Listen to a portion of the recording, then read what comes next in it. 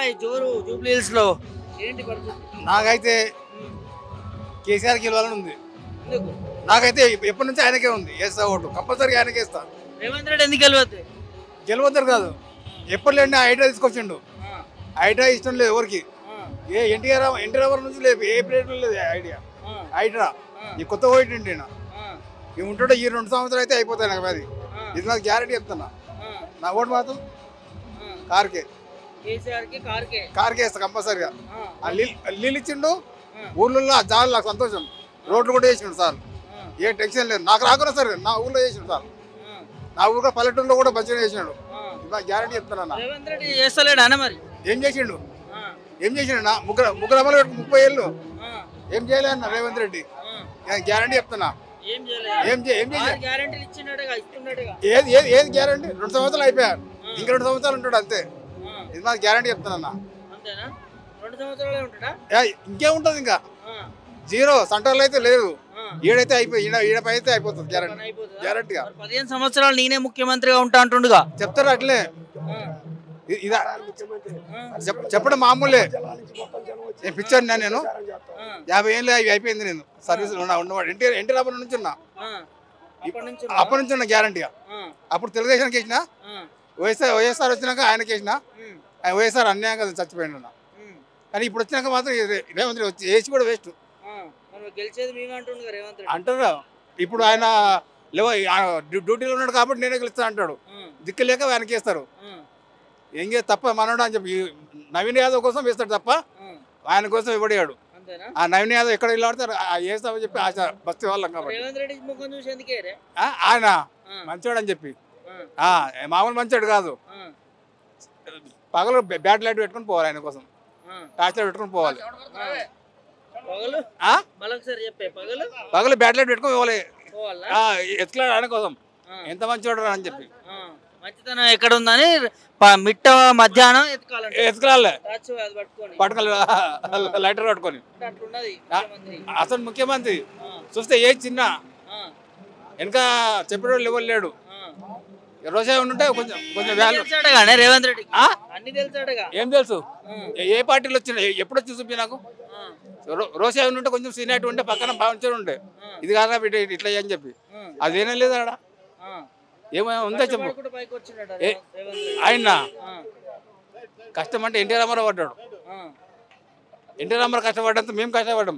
ఫ్రీగా డబ్బులు తీసుకోకుండా కష్టపడ్డాం ఆ రోజుల్లో. ఇప్పుడా ఎవరు కష్టపడ్డాయా?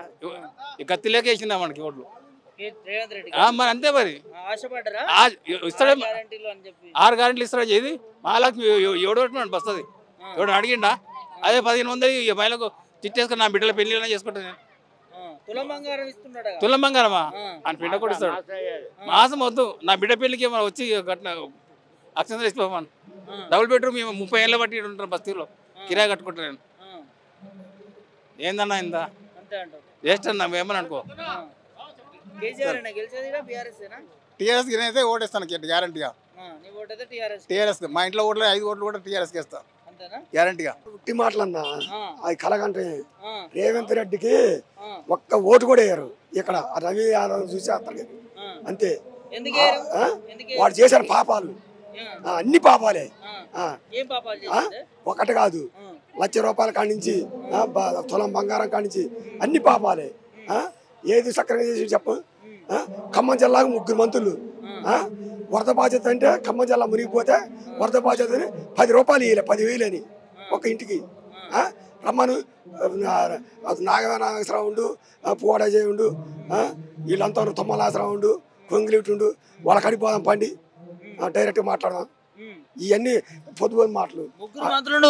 3 మంత్రులు ఉండి ఉత్తి కథ. ఏం చేసిండు? ఏం చేసి చెప్పండి. నాకు ₹1,00,000 ఉంది. ₹1,00,000 నాకు ₹1,00,000 ఉంది. రుణమాఫీ కాలే.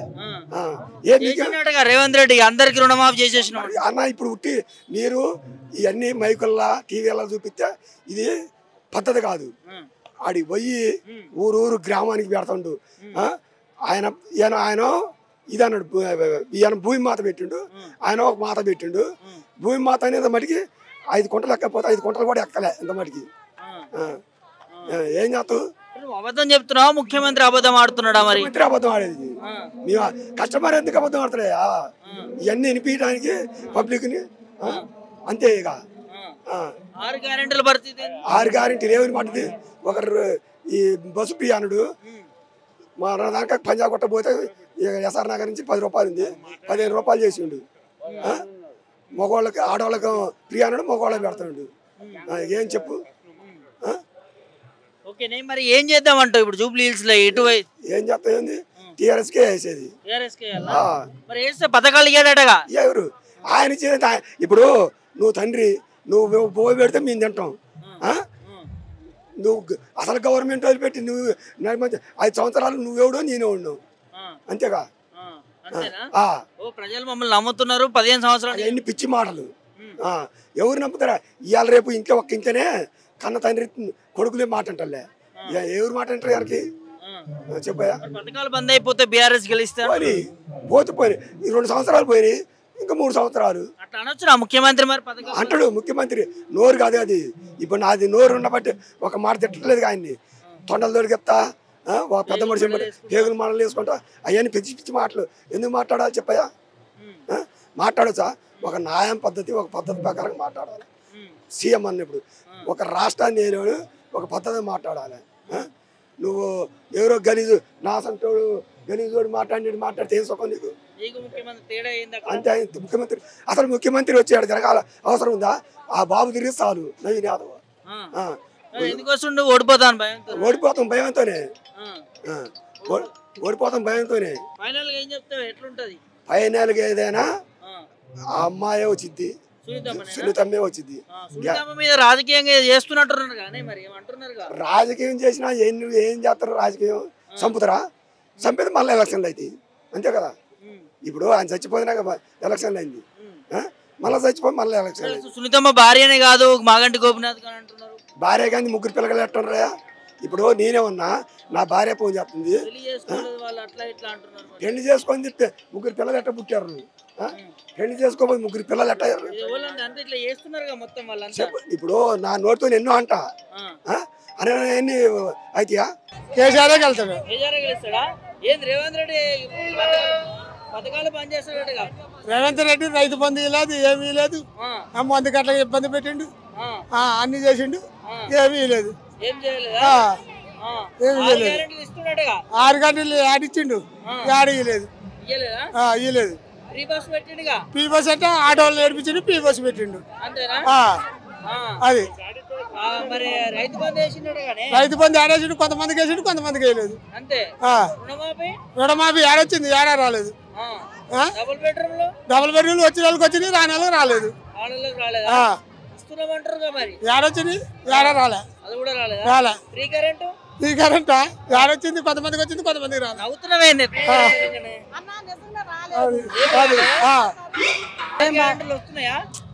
ఏం లేవు అసలు 6 గ్యారెంటీలు లేవు ఏవి లేవు ఉన్న జాబులు లేవు పిల్లగాల జాబులు లేవు ఏమి లేవు ఎవరేం చెబుతారుగా చేతను అంటున్నారు కానీ చేయకపోయినా చేతని చెప్పుకుంటారుగా అంతే చెప్పుతారుగా మరి చేస్తే చేసిందని చెప్పుకున్నా అది ఒక అందం ఉంటది మరి చేయకముందు చెప్పిందంటే ఆడ వచ్చింది తెలుస్తుందిగా జనానికి పిల్లగాల తెలుతుందిగా ఏమి ఇచ్చిండు ఆయన ఏమీ ఇవ్వలేదు 2500 లేవు తులం బంగారం లేదు ఎయ్యి లేవు ఇంకెప్పుడు చేస్తాడు 2 సంవత్సరాలు అయిపోయింది 2.5 అవుతుంది ఇక 2 సంవత్సరాలు కోటేశ్వరం చేస్తారా చేయరుగా అంతే ఆ ఫ్రీ బస్ ఎట్టుందో మా కొట్టుకోవాల్సి వస్తారు అలా కొట్టుకుంటారు మగవాళ్ళ మీద తగా పెట్టుకుని అమ్మగారి పోతారు బస్సు ఛార్జీ లేదుగా అన్ని గొడవలే ఎందుకని పెట్టి ఫ్రీ బస్ పెట్టి ఎందుకు వేస్తే అసలు ఏదీ లేదు మాకు ఏమీ చేయలేదు కేసీఆర్ ఉన్నప్పుడు అన్ని వచ్చినాయి అన్ని మంచిగా ఉన్నాయి ఇప్పుడు మళ్ళీ కేసీఆర్ వచ్చినా అన్ని బాగుంటాయి అంతే రూమ్ లేవు చెంగల బెడ్రూమ్ లేవు అసలు ఏమీ లేవు ఎప్పుడు ఇచ్చిండు మొన్న ఆడ పెట్టి వచ్చినవి అన్ని మొత్తం అమ్మోళ్ళ ఆడ అదే రేపు పోతాం వాళ్ళకి తులం బంగారం అందరు చేపించుకొని నెలలు వేసుకుంటున్నారు ఆయన వచ్చిన తులం బంగారం ఇది కట్టుకొచ్చిన మళ్ళీ ఆయన చూస్తే బాగోదుగా అందుకోసం ఇంట్లో పెట్టి వచ్చిన ఇంకంతే చదువుతుడు ఓడిపోతే ఇక్కడ పథకాలు బంద్ అయినా బాగలేదు మాకు కేసీఆర్ వచ్చినప్పుడు ఇస్తాడు మళ్ళీ మాకు అంతే. ఆయన బంద్ చేసినా కేసీఆర్ వచ్చినప్పుడు మళ్ళీ ఇస్తాడు మాకు. రేవంత్ రెడ్డి వద్దు మరి ఆయనే వస్తాడంటుంది ఆయన. మరి రాని గెలిపించుకోర్రి నేను పథకాలు ఇస్తా అన్న 100 చెబుతురు. అది జనం మాది, అది ఆయన కాదుగా. ఆయన ఒక్కడే వేసుకుంటే గెలవడుగా, జనం మొత్తం ఎత్తునే గెలిచేది. మరి ఇంకేంది అనుకోని 100 అనుకుంటాడు. అవన్నీ మనం పట్టించుకోవద్దు అంతే. మన ఓటు ఏందో మనం ఏందో, మనకి ఎవరు కావాలంటే వాళ్ళకి ఓటు వేయాలా అంతే. మరి అప్పుడు రేవంత్ రెడ్డి రావాలి, కాంగ్రెస్ రావాలని ఓట్లేసి అందుకోసం ఎవరు చెప్తున్నారు వాళ్ళు కొట్టుకుంటున్నారు. పల్లెటూరులో కొట్టుకుంటారు, ఏడో కొట్టుకుంటున్నామన్నారు. అది కేసీఆర్ ఉన్నప్పుడే మంచిగా ఉండనా? కేసీఆర్ ఉన్నప్పుడే బాగుంది.